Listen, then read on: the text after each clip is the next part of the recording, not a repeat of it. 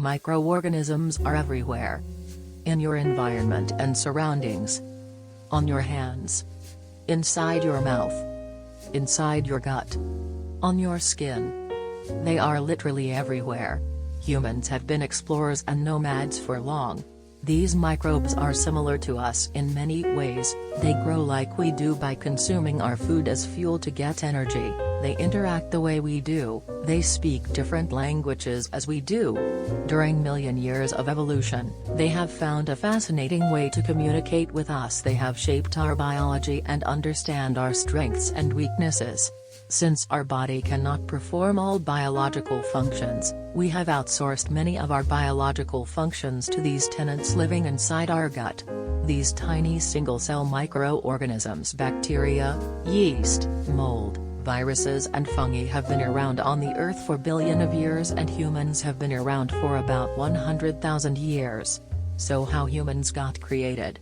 One fine day all these organisms got together and had a round table discussion. They were living in some desert or rainforest, maybe Africa. One of them said, "We are bored of living in this small place, let us find a habitat somewhere else." One of them told, "What if we create something where trillions of us can live inside it, and all we have to do is keep this thing healthy? We are gonna make them crave for what we want, they are gonna find this food for us, they are gonna poop everywhere, spread us around, and we are gonna take over this world." And then, they created humans.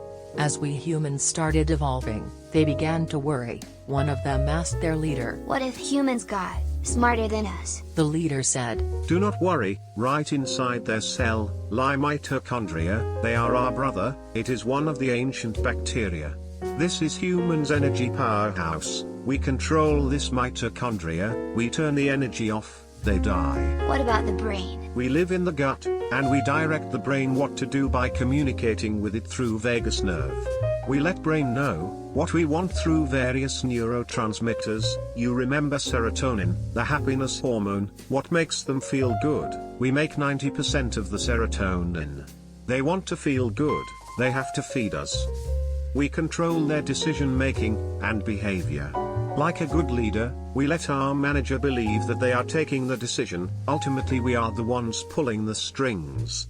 The more we learn about them, the more we understand that there's a symbiotic relationship between the host, our body, and these microbes. We give these microbes food to live on and inside our body, our gut, and in turn they give us vitamins and minerals and short-chain fatty acids to be healthy. This symbiotic relationship starts even before we are born. When a baby is born and passes through the birth canal, he or she acquires microbes of mother, and billions of these bugs cover his every single body part. This microbiome transmission is an essential part of human health. As newborn gets its first ever exposure to microbiome takes place. Children born through C-section are deprived of mother's microbiome, they rather acquire microbiome from external sources such as nurses, hospital and doctors. This makes the child more susceptible to development of infections and chronic ailment later in the life. These microbes are fed with breast milk during the early years of the child. Mother's milk contains special sugars that cannot be digested by the child, and are meant to support the growth of gut microbiome to build a healthy immune system. It takes about 5 years in a child to form a healthy microbiome community. Children born via C-section can develop a healthy microbiome community if they are breastfed for 2 years.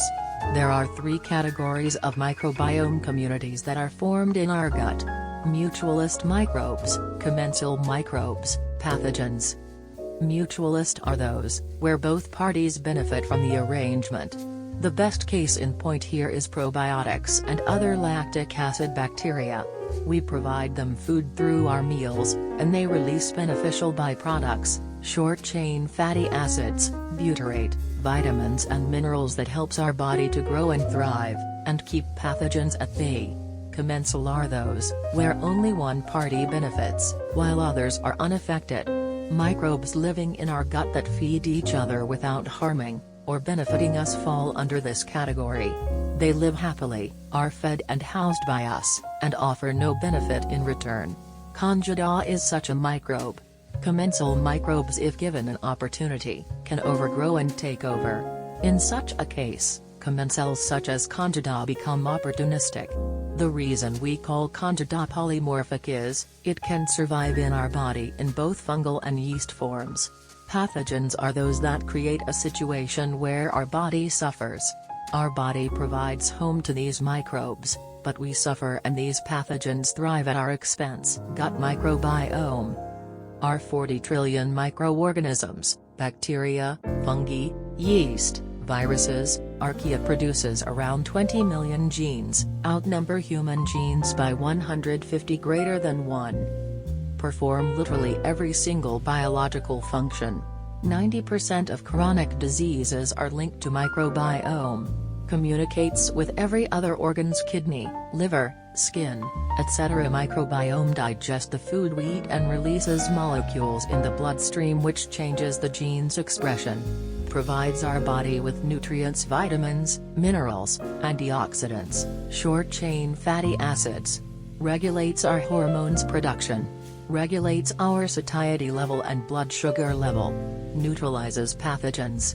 70% of our immune cells reside on our gut lining. Our gut microbiome regulates the activity of our immune system.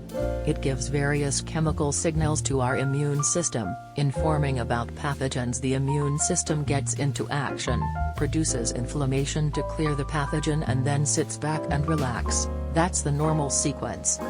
However, when composition of our gut microbiome is wrong or imbalanced due to wrong diet, fad diets, following generic dietary recommendations, or overuse of drugs or antibiotics, they either send wrong chemical signals to our immune system, or it constantly releases pathogens. Immune system is overactive and regularly creates inflammation. This makes our body chronically inflamed. And then we have all these symptoms: bloating, constipation, depression, acid reflux, anxiety, dysregulated blood sugar level, joint pain and many more, which leads to obesity, diabetes, cardiovascular diseases, autoimmune disease, degenerative diseases, Alzheimer's, rheumatoid arthritis, and ankylosing spondylitis.